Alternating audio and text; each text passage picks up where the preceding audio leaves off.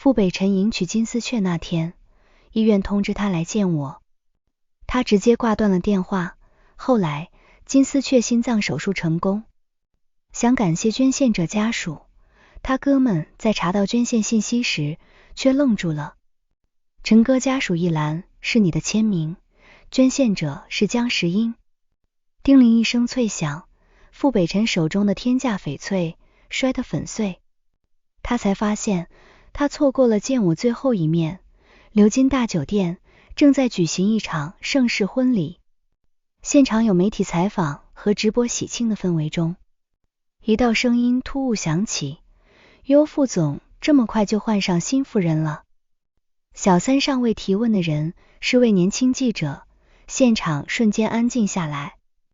今天是我們結婚7周年紀念日，新娘手上戴着的是傅北辰給我派來的大鑽戒，他身上的婚紗是照着我的尺寸定做的，就連他手上挽着的新郎都是我的老公。也難怪記者會這麼問宋青蘭，差點站立不穩。傅北辰將她護在懷裡，沉下臉在造謠：我可以告你誹謗。記者卻追問，到底怎麼證明他不是小三？直播間的彈幕刷得飛起，靠這記者是前妻派來惡心人的吧？太心疼我們藍寶了，哪個小三敢光明正大辦盛世婚禮？宋青蘭輕晃傅北辰的手臂，要不然邀請石英姐過來。我想得到她親口送出的祝福，就是不知道她願不願意。宋青來是帶球上位，這場婚禮確實辦得倉促，她甚至都還沒來得及和我領離婚證，任何自證都顯得她心虛。只有我這個前妻來到現場送出祝福，才能讓人信服。他點點頭，朝記者冷笑道：行，我讓江石英過來，親口告訴你。傅北辰掏出手機，將我的號碼從黑名單放了出來，鈴聲響了又響，無人應答。他氣沖沖給我一連發了好幾條消息：記者是不是你找來的？說了只不過一個儀式而已，蘭兒還懷着孩子，你趕緊來解釋一下，快點，賓客都等着呢。別裝死，我沒有裝死。半小時前，醫生宣布了我的死亡，現在正躺在冷冰冰的床上，身上還插着氧氣管。醫生正将我身體上可移植的部位取下來，將會移植給需要的人，剩下的將捐贈給醫療機構。成為一名大体老師，我簽過捐獻協議，讓他們物盡其用。不長眼的記者最後被保安帶走。宋青蘭有些失落，看來石英姐她還是不肯過来祝福我。傅北辰認定記者是我找來的，哄着他說一定要我向他道歉。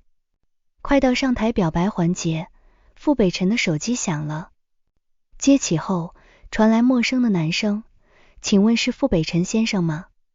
什麼事？江石一女士生前簽過遺體捐贈協議，她今天下午2點就要被運走，你要不要來做最後的告別？不要。傅北辰嗤笑一聲，你是不是想說我不過來她就活不成了？不，傅先生，江女士已經去世了。直播間罵聲一片，非得挑前夫結婚這天死，是吧？死了就埋呀。打前夫的電話，幹嘛用死來威脅？1哭2鬧3上吊。前妻姐真是陰魂不散，晦氣，拜托死遠點。死了就死了，讓他別騷擾我了。傅北辰掛掉電話。宋青蘭走過去，老公是石英姐打來的嗎？她是不是要過來了？我們要不等等她？她在傅北辰面前一直乖巧體貼，從不爭風吃醋。他輕輕扶着宋青蘭的腰，譏誚道：看吧，我就知道他今天不會安生，連死這個借口都編出來了。宋青蘭的手機也響了，他接完後面色愧疚，帶着哭腔：石英姐，他一定是生我氣了。怎麼刚才你的電話也是他打過來的？他是不是欺負你了？他捂住胸口，看上去呼吸困難。老公，我突然胸口好悶，好難受。傅北辰臉色大變，一把抱起他朝醫院跑去，留下滿堂賓客面面相覷，直播間的彈幕和評論閃個不停。前妻姐沒死，新娘要被他罵死了，這婚禮終究是被他毀了。可憐的新人前妻姐，能不能死遠點啊？好生氣，氣死我了。宋青蘭有心臟病，一直在排隊等待心臟源。醫生說今天正好匹配上了，可以進行心臟移植手術。傅北辰乾脆利落地簽了字，看着他被推入手術室，他終於緩了一口氣，終於有空找我這個罪魁禍首算賬。我手機依舊沒有接通，他氣得發瘋，婚禮黃了。你滿意了吧？他低頭發消息時，全然沒注意到，醫護人員正推着一張病床朝他的方向走過來。擦肩而過的那一瞬間，風掀起白布，露出了我的頭。他只要看一眼就能認出我，可此時他的注意力全集中在手機上。經過漫長的等待，醫生說手術很成功，宋青蘭終於被推出来了，轉入普通病房。他一醒過來，看到傅北辰的第一眼，哭了。老公，孩子沒保住，都怪我。傅北辰看見他脆弱的模樣，心疼不已，柔聲安慰他，咱們來日方長。你喜歡孩子，以後就多生幾個，現在最重要的是你乖乖配合醫生，咱們爭取早日出院。宋青蘭用力地點頭懂事的讓人心疼。傅北辰嘆了一口氣，決定親力親為照顧他。宋青蘭出院那天，為了感謝醫生，還特意送了錦旗，寫了感謝信。醫生擺擺手，要謝就謝給你捐贈心臟的志願者吧。宋青蘭拽着傅北辰的袖子，醫生說的對，老公想辦法找一下捐獻者吧，感謝他給了我第二次生命。傅北辰將醫生的話放在了心上，恰逢幾個哥們來他的莊園裡小聚。捐獻信息是不公開的，他委託陳瀟幫忙打聽一下。陳瀟爽快地應了下來。幾人閒聊時，他們不可避免的又談起了我。對了，錢嫂子最近沒有在作妖了吧？我用盡手段破壞前夫婚禮的事，全網沸沸揚揚，我也成了他這群兄弟們的談資。傅北辰冷笑一聲，心虛躲起來了。有人感嘆道：哎，想當初你們多恩愛啊，現在他的行為我有點看不懂。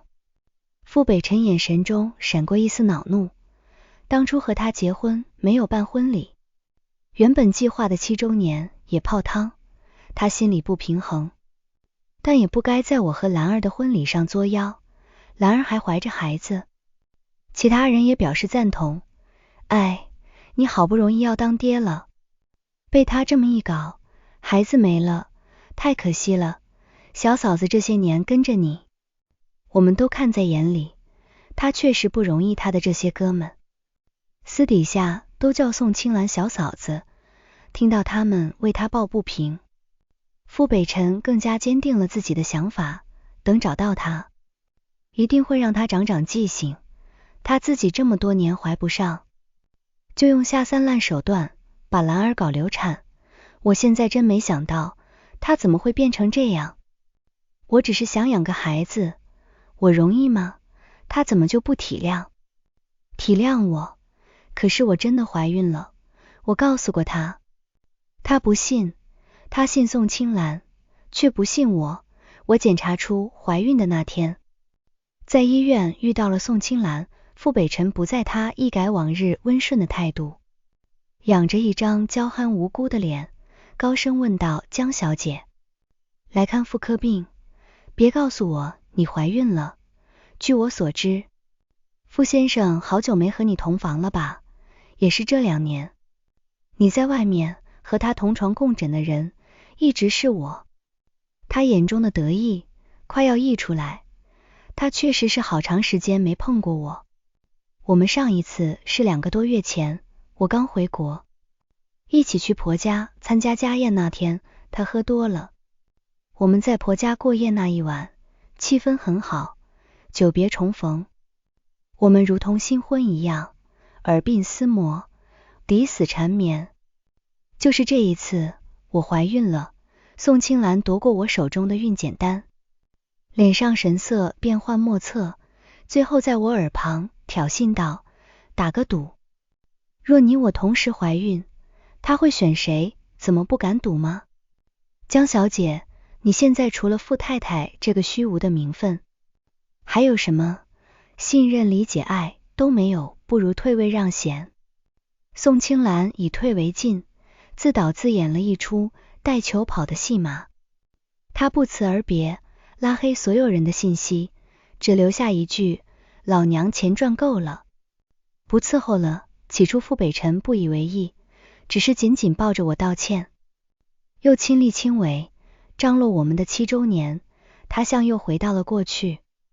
宋清蘭還沒出現的時候，對我溫柔體貼，呵護備至，直到傅北辰的哥們在網上刷到了宋清蘭新的社交賬號，一條條 vlog 記錄着她孕期生活獨立的準單親媽媽積極生活的日常，沒有露臉，但其中一條視頻中曬出了忘記打碼的孕檢單檢查，日期是她跑路前2天，單子上面顯示她已經懷孕8週。寶貝，你爸爸可能不允許我留下，你還好，你有最愛你的媽媽，你放心，媽媽獨自會將你好好撫養大。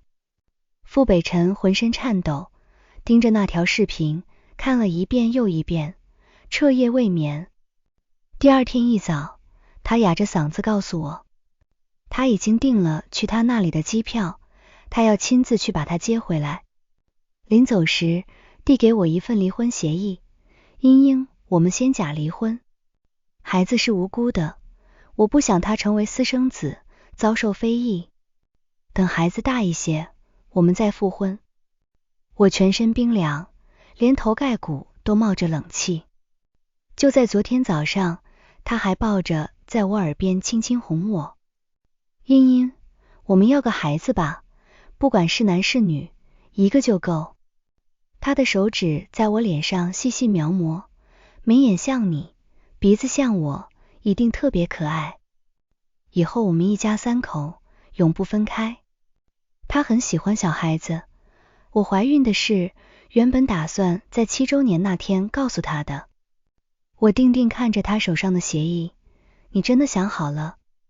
快簽字吧，我趕飛機。他急急催促着我。如果我說我也懷孕了呢？傅北辰揉了揉眉心，眼神中難掩失望。他懷，你也懷，這要求是真的？那去打掉。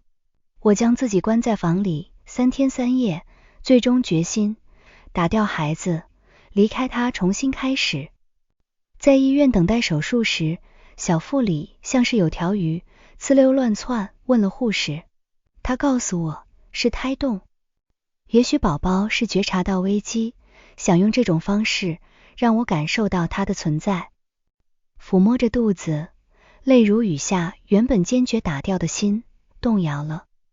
我想留住這個孩子，我沒有親人了，這是世上唯一與我血脈相連的人。撥通了傅北辰的電話，響起的卻是宋清蘭低低的嗤笑聲。江小姐，你懷孕又怎麼樣？你輸了，從今天起，你的男人就是我的了。接着，她提高了嗓音，老公茵茵姐好像不開心，她好像後悔了，你要不要安慰她幾句？我還沒開口，傅北辰的嘆息聲已經傳過來，茵，能不能別鬧了？你確定要和一個孩子？陣痛意密，密麻麻從心臟傳來。我鼻腔一酸，屏住淚意。有沒有可能撒謊的是他？你以為誰都像你一樣嗎？蘭兒怎麼可能撒謊？我愣住了，說不出話來。不知不覺中，傅北辰對宋清蘭的信任早已超出了我。他說的，他毫無保留地相信，而我的話卻被認為是無理取鬧，他失去了所有的耐心。我是不可能讓蘭兒的孩子成為私生子的，你去打掉我，不要孩子。明明是他自己不要的。我失魂落魄，麻木地簽過醫生遞過來的手術知情單。進了手術室，卻大出血，止都止不住。醫生讓我聯繫家人，我強撐着撥打傅北辰的電話。我在醫院，未等我說完，他不耐煩的聲音響起：你怎麼作妖都沒用，我是不會離開婚禮現場的。江時音，你怎麼變成這副樣子了？我聽到了心臟碎裂的聲音，痛得我全身打顫。聲音輕的快要消散。傅北辰，我要死了。那你去死啊，傅北辰，我真的死了。我死了1個多月，傅北辰他們還是沒找到我的身影。網絡媒體平台上有關我的謠言卻沒有隨着時間的推移而平息。有人終於發現我這個前妻從來沒有回應過網上的輿論，他們都以為我心虛躲起來了，甚至還有人發起了尋找副總前妻的活動。這個前妻是屬王八的吧？這麼能憋。之前做天做地，現在名聲臭了，夾起尾巴躲起來了。實驗室裡，工作人員已經將我處理完成。他們的技術很好，我這具標本非常完美。我的胸腹上的表皮都被剥開，可以清楚地看到裡面的構造。寶寶小小的，只有一個西紅柿那麼大，安安靜靜睡在我的小腹中。一根臍帶將我們聯繫在一起，我們再也不會分開了。他們將我取了個好聽的名字，叫抱怨。即將送往本市的生命奧秘博物館進行展覽。傅北辰和幾個朋友一起吃飯，朋友鬧着要看他最近拍的翡翠，是一塊佛牌，說是送給宋清蘭的，保佑她平平安安。正陽綠的，花了大價錢買的吧？傅北辰點點頭，那天拍賣和幾個人搶，確實花了點錢。陳瀟問道，我記得你不是前2天還拍了一串帝王綠項鏈嗎？哪裡去了？那個才是真值錢，一出手1個億啊！沒拿來那串給茵茵的。他頓了頓，他生日快到了，朋友陰陽怪，氣擠兌他，氣就消了，嘴上好生氣，結果一有好東西就給茵茵買。他辯解道，畢竟是我老婆，等他出來道歉讓我滿意的話，我才給他。陳瀟手機響了，捐贈心臟的人找到了，好，快發給我。掛掉電話後，他點開一個文件，面色逐漸凝重。陳哥家屬聯繫人一欄，傅北辰把玩着佛牌，眼皮都沒抬一下。怎麼賴？把聯繫方式發給我，他是想感謝患者家屬，但也只是為了成全宋清蘭，他早就想好了，到時候給家屬一筆錢就行了，這樣他宋清蘭捐獻者家屬都滿意。陳瀟咽了一口口，水声音色啞，簽的是你的名字，是你的字跡，捐獻者是嫂子。傅北辰手一頓，緩緩抬起頭，你說什麼？再說一遍。捐獻者是江石英。陳瀟重複了一遍，小嫂子用的心臟是嫂子的嫂子，她早就沒了。叮鈴一聲脆響，傅北辰手裡的佛牌墜落，摔得4分5裂。傅北辰一把夺過陳瀟的手機，瞪大眼睛，死死盯着屏幕，嘴巴微張，面色白得像紙。簽名的地方，字跡被水滋潤，染出毛邊，他記起來了，那確實是他簽的。幾年前，我查出了白血病，拿到確診單時，他偷偷哭了，好久表面上又裝得像沒事人一樣哄着我，還在病房裡向我求了婚，我們在病友的見證下去領了結婚證。這病很好治的，茵茵，你先在醫院待着，等治好了，我們就舉辦婚禮。那時，KRT 療法剛從國外引進，很貴一針，要300多萬。這對於剛畢業不久的我們是天文數字。他一個內斂清高的理工男，決定放下臉面去做銷售，每天陪酒喝到胃出血。1.85米的男人，瘦得不足130斤，好不容易拿下一筆2000多萬的大單，說好的5%提成，老闆卻只給了他區區2萬塊。他跪在老闆面前磕頭，這是我老婆的救命錢。老闆卻把他開了，讓保安將他趕走。這是他第一次跟人打架，全身掛了彩，被送進醫院。那時我還在住院得到消息，從我的病房到他的搶救室，短短300米的距離，我像走了一個世紀。他奄奄一息躺在那裡，我心如刀絞。給自己辦了出院手續，在醫院的走廊裡看到有人在推遺體捐獻，我問他們要了申請表。待他醒來，我故作輕鬆遞上表格。我申請了遺體捐贈案以後，也能為社會做一點點貢獻了。不過需要家屬簽字，傅先生幫忙簽一下唄。他當場將表格撕碎，我又遞上一張，他咬牙切齒，你還這麼年輕。遺體捐贈是至少50年後的事，還有我們是夫妻，要生同情，死同學的。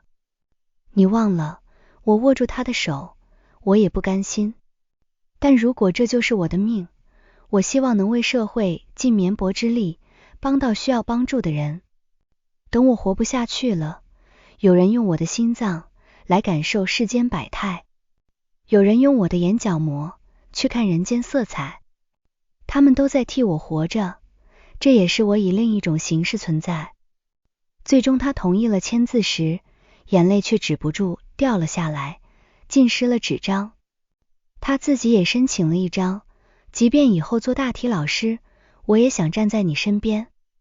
沒過多久，他的客戶得知他的事撤回了單子，揚言這單只給他做。我們自己開了一家公司，客戶的預付款終於讓我打上了救命的一針。後來公司越做越大，賺了好多個300萬。可那個為我放棄自尊、愛我如命的男人卻變了。陳哥嫂子的事你不知道。傅北辰緩緩下墜，像被抽掉了，靈魂一屁股癱坐在椅子上。不可能的。他全身顫抖着，用力搖着頭，嘴裡喃喃自語。他怎麼會死？不會的，醫生明明說過他的身體已經痊癒了，一定是你們搞錯了。陳瀟，你托了人，一點都不靠譜。陳瀟只是安靜地看着他發瘋，待他終於閉嘴了，才開口，不會出錯的。陳哥嫂子的死亡信息我也查到了。他點開手機，給傅北辰看了一張蓋有醫院印章的死亡確認書，上面明確地記錄了我的死亡時間以及原因。嫂子是在做流產手術的時候突發大出血走的。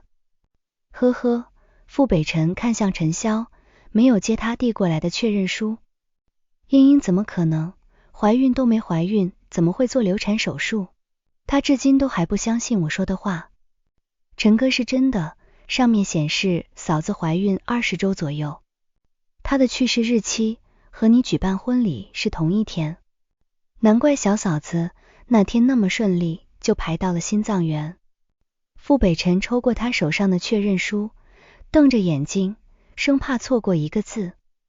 因她真的懷孕了，原來是真的。她告訴我她懷孕時，我以為她是想跟蘭兒比，我沒有信，她還叫她去打掉。哈哈，老天爺為什麼要這樣玩我？她狀若癲狂，又哭又笑，一拳捶在大理石地面上，手背上全是血，也沒在意陳哥節哀。他猛地爬起身，朝門外衝去。陳哥，等等我。傅北辰開車回到我們的婚房，他好久沒來過了。自從決定對宋青蘭負責後，他搬出了這個家，和宋青蘭一起住進了東郊的莊園大別墅。房間裡的一切如往常一樣，收拾得整整齊齊，只是桌子上有些灰塵。房子像有一段時間沒人居住了。我平時最愛乾淨陽台上原本綠意盎然的花圃一片凋零，就連我最喜愛的那盆蘇格蘭綠玫瑰都枯萎了。這是剛來這座城市時他送給我的。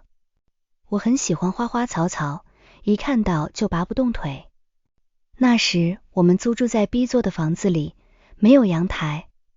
他向人討了一截，枝丫插在花盆裡，在窗台邊搭出一個架子，用來擺放花盆。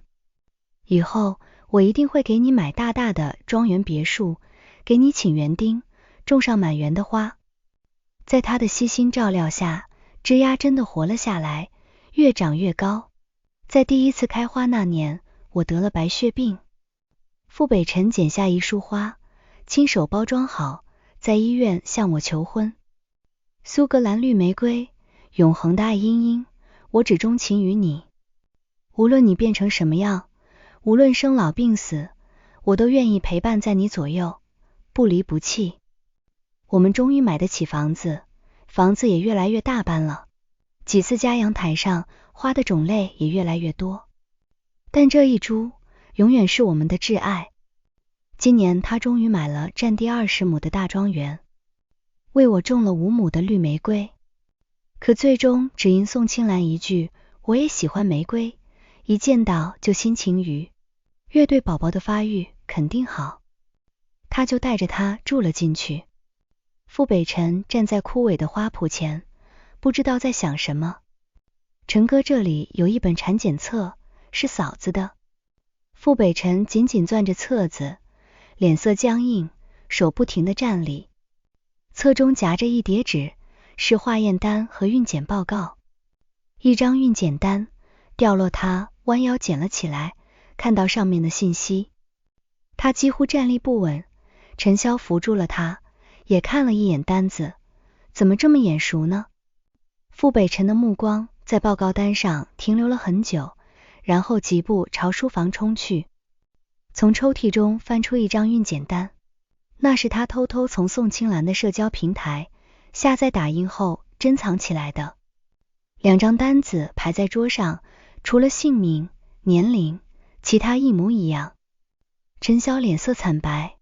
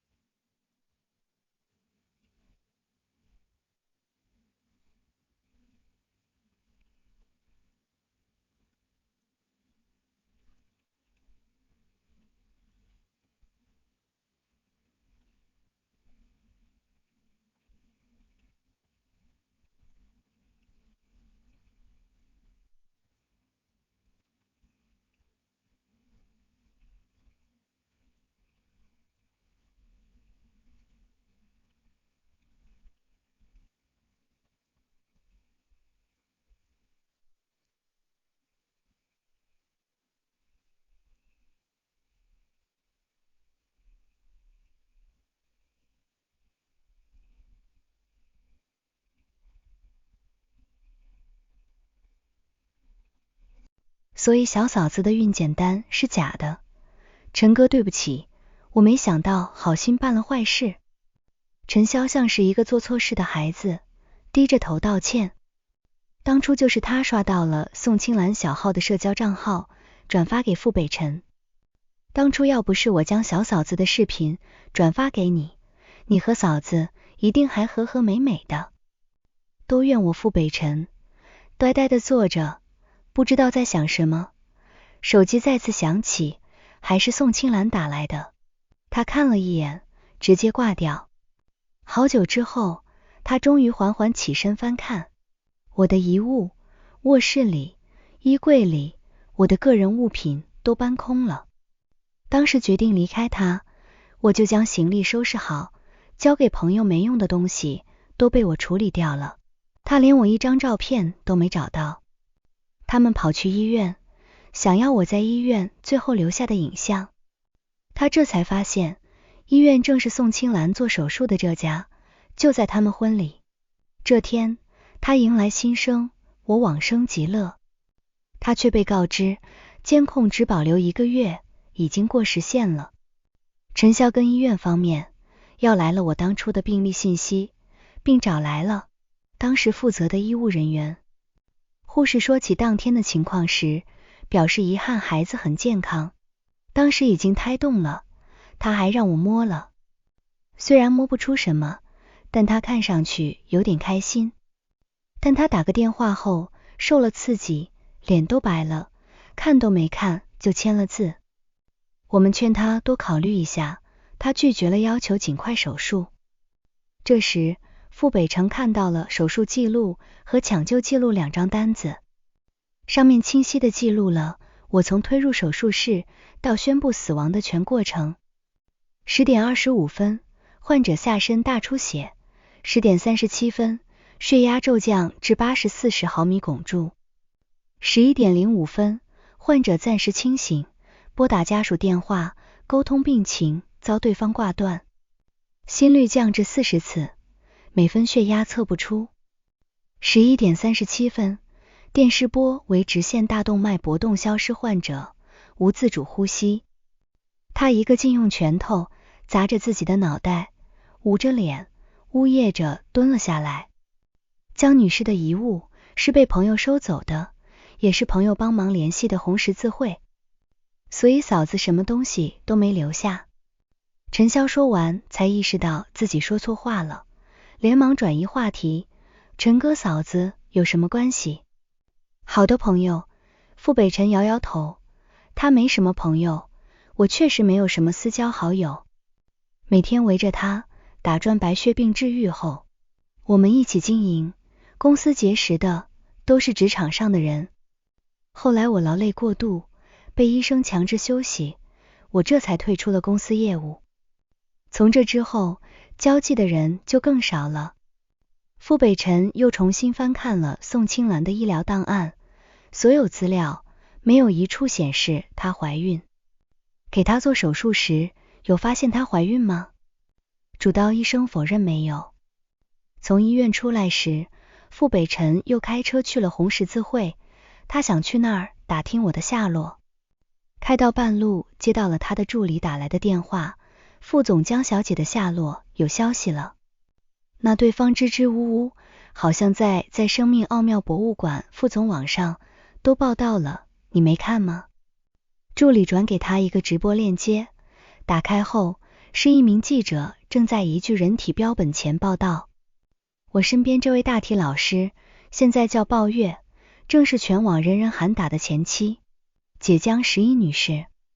這名記者很是眼熟，傅北辰記起來了，他就是問宋清蘭是不是小三上位的人。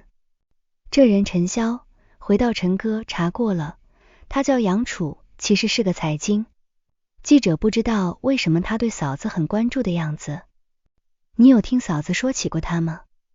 傅北辰搖搖頭，他當然不知道了。直播間裡網友並不買賬，所以這位前妻姐是真死了，是不是真的？我表示懷疑。我看是這記者想給前妻姐洗白啊。上次罵藍寶小三的不就是他嗎？建議嚴查這名記者的資質，我懷疑他是在轉移視線。隨意拍一個大體老師，還說他是前妻姐，這是對大體老師的侮辱。鏡頭鎖定在鮑月這具標本身上，可以清晰地看到我的骨骼和經絡。傅北辰看向陳瀟，像嗎？是他嗎？標本的臉已經處理過，無法辨認出來。陳瀟搖搖頭，這身形有點像，不過不確定。傅北辰衝向車庫，我要去看看。標本前面有講解員正在為學生講解鮑月的故事。攝影師根據講解員的講解，將每一處都來了個特寫。當鏡頭移到小腹時，講解員停頓了一下，聲音有些低沉。大體老師已經懷孕了，從胎兒的大小看已經4個月了呢，只是胎兒不是很完整。根據醫院的記錄，她是在做流產手術的時候去世的。傅北辰一邊開車一邊看着直播。當聽到記者說到最後一句話時，突然急剎車，撞到了路邊的護欄上頭，撞得大包。陳瀟跟在他身後，停下車上前查看。陈哥，我送你去醫院。傅北辰擺擺手，由着他將自己扶下來。送我去茵茵那裡快。陳瀟讓司機踩上油門，朝着博物館飛馳而去。傅北辰的電話響了，他直接掛掉。在想他，看了一眼來電顯示，再次冷漠地掛掉。楊楚的直播間還在繼續，鏡頭正掃到標本的胸腔，抱歉抱怨的胸腔是空的。按照他的遗願，心臟和肺都被移植給需要的人。傅北辰看着標本上空蕩蕩的部位，臉色白了又白。直播間的講解員做了最後總結，鮑月女士是一位心懷大愛的人，她的器官一共救治了13位病人。她生前多次捐助貧困學生以及重病患者，死後依然将全部財物以及她自己都捐給社會。直播間的彈幕和評論刷得飛快，這肯定不是前妻姐，她能有這覺悟。前妻姐那麼自私自利，怎麼可能捐贈某人？要點碧蓮吧。為了洗白，竟然用抱怨這樣無私的女性冒充自己。鏡頭最後定格在一旁的字條上，上面是我的簽名。世界太美好，短短20餘年，我真沒活夠。親愛的醫學生們，加油啊！希望以後的你們可以治癒一切疑難雜症，讓後人少受病痛折磨。江石英，這是7年前我寫的，那時候他還很愛我，我對這個世界充滿眷戀。我去，還真是他，我們是不是被人當槍使了？大家別慌，說不定只是同名的人而已。就是同名的人多的是。網友們將信將疑，陳哥英姐捐贈貧困學生是從哪裡找的渠道？我也想捐贈幾個。傅北辰搖搖頭，我不知道，他沒跟我說過。公司開始盈利後，我每年會捐助一筆錢給患病兒童，也與幾位貧困學生建立了幫扶關係。楊楚他們幾個就是我第一批捐助的對象。傅北辰每天忙公司的事，捐助這點小事我沒跟他說過，省得他分神。後來到了國外，他回我的消息越來越慢，我以為他忙沒放在心上，將所有精力都放在慈善公益上。回國後發現他和宋青蘭的事情，我們交流就更少了。傅北辰是踉蹌着走進生命奧秘博物館的。記者已經離開了場館，安靜了許多，標本都擺放在透明展示櫃裡。走近看到鮑月的第一眼，他就明白，這絕對是我。傅北辰雙手扒在展示櫃櫃門上，身體慢慢往下墜，最後跪在地上，伸出雙臂環住櫃門，想將標本擁入懷中，卻被櫃門擋住。他絕望地看着櫃中早已失去生命的標本，全身顫抖，想說什麼，只發得出沙啞的呵呵聲，急得用拳頭捶着腦袋。他怪異的行為引得旁人紛紛側目，工作人員開始來制止他。這位先生，請保持克制。傅北辰抬頭，目露哀戚，一句話也說不出來。陳瀟見狀，幫他解釋了他與我的關係。工作人員心生憐憫，沒再阻止。直到展覽館快閉門，他終於能發出聲來，我老婆沒了。他的電話再次響起，還是宋青蘭打來的。這次他沒有掛斷，接了起來。老公，你在哪呢？還在陳瀟家嗎？什麼時候回來呢？我喝多了，馬上就回來。傅北辰從地上爬起來，語氣無比平靜，只是眉眼間的冷厲洩露了他的情緒。那要不要我來接你？不用，你身子要緊。他溫聲細語地回道。一旁的陳瀟卻打了個寒戰。待掛掉電話，傅北辰伸手環住展示櫃，向我道別。茵茵，我先去處理一些事情，等處理好了，一定會回來向你賠罪。陳瀟咽了一口口水，小心翼翼地問道：陳哥，你沒事吧？要不要去散散心？傅北辰輕笑，朝前步伐輕快擺了擺手，你看我這像是有事的陳哥？叫幾個哥們一起先出去喝幾杯，不聊沒見我要回去。有事嗎？那你額頭上的傷口，我先送你去醫院。此時的傅北辰額頭上有好幾個傷口，都還流着血，不用比起茵茵所受的這點傷算什麼。傅北辰一進門，宋青蘭就迎上來了，看到他臉上的傷痕，嚇得臉色發白，失聲叫了出來：老公，你這是怎麼了？沒事就是摔了一跤。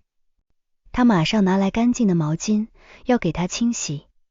傅北辰拉着他坐了下來，不急，反正又死不了，你別忙活，小心身子。我現在身體可壯實了，沒事的。宋青蘭調皮的眨眨眼。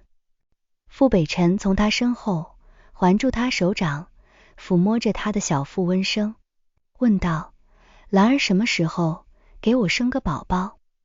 他頓了頓，聲音帶着悲傷：我也想啊，可咱們的運氣總是差那麼一點點。都怪我，要是我再堅強一點，也就不會因為石英姐不理我而難過這樣，我們的寶寶也不會失去了。事到如今，他還在朝我潑髒水。傅北辰搭在他腹部的手緊了緊，在他耳邊問道：蘭兒，你告訴我，當時你是真的懷孕了嗎？依舊是溫柔不過的語氣，宋青蘭變了臉色，嬌嗔道：老公，你不信我，我信，我信。他閉着眼睛，嘴角露出一絲譏誚。那塊佛牌不小心被我打碎了啊！宋青蘭忍不住叫出聲來：怎麼打碎的？陳瀟他說找到給你捐心臟的人了，我一激動就打碎了。你說這翡翠碎了，是不是有什麼說法？歲歲平安，這是替我擋災了。老公，別難過了。呵呵，傅北辰臉色瞬間陰沉了下來。擋災你這種垃圾，也配？他突然將宋青蘭甩了出去，他重重地摔到大理石地板上，吃痛叫了一聲，委屈地看着他：老公，你到底怎麼了？呵，你還有臉問怎麼了？他走過去，一腳踹在他肚子上。宋青蘭捂着肚子，蜷縮在角落裡瑟瑟發抖。別做出這副鬼樣子，看着就惡心。現在有什麼跟我交代的嗎？老公，我疼，別叫我老公賤人，我老婆只有茵茵一個。你疼她，抓起她的頭髮，你也知道疼啊。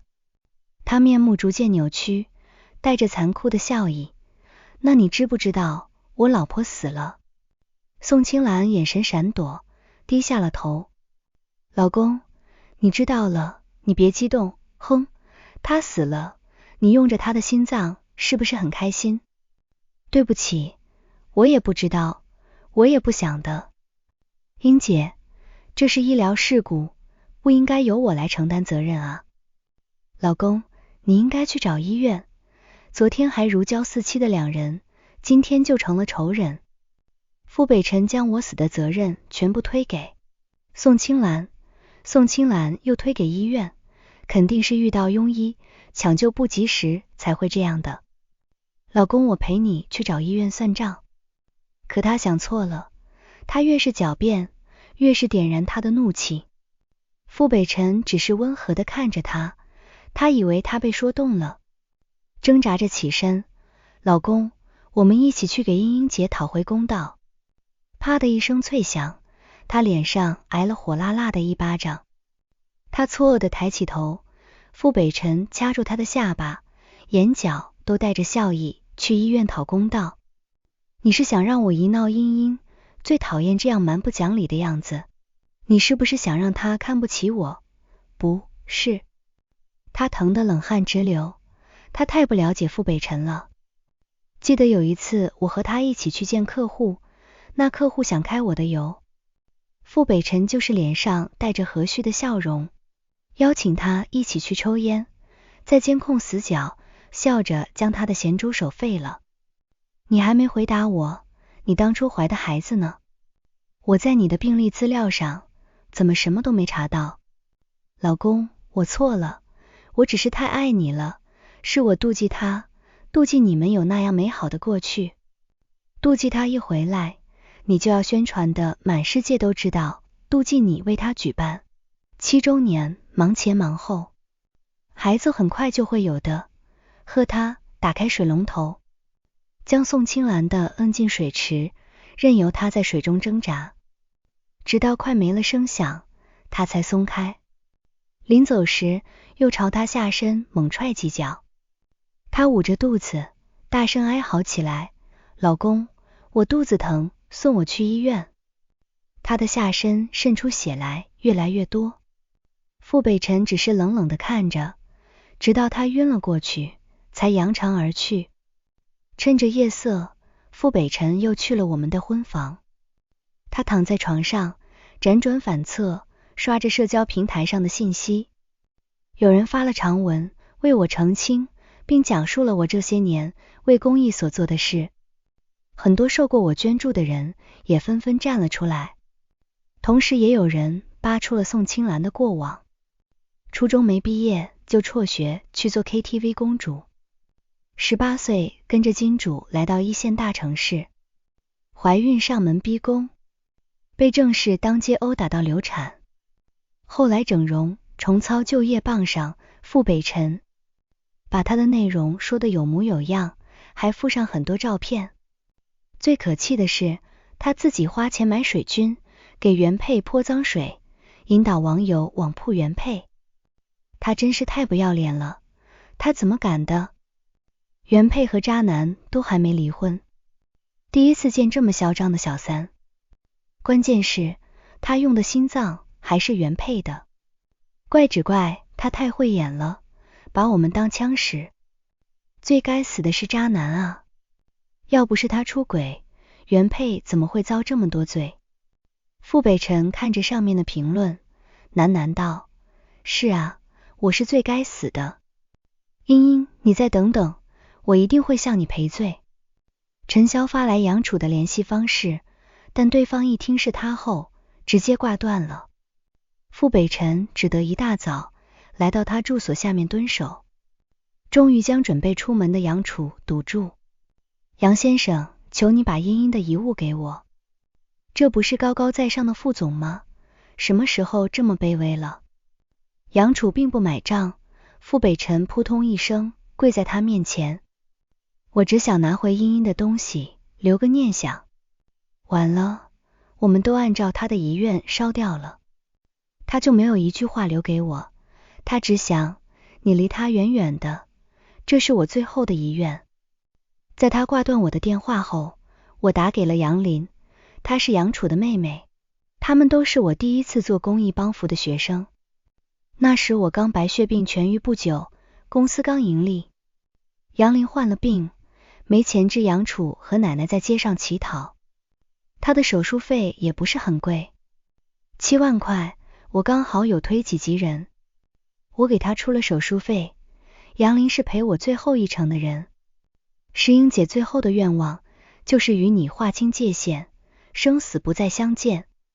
還有她在你公司所持的股份都捐贈給公益基金了，過不久會有相關人士來接手。傅北辰點點頭，我知道了，既然是他的心願，我會全部滿足他。傅北辰將公司股份全部捐給了公益。在做出這個決定後，他就被逮捕了。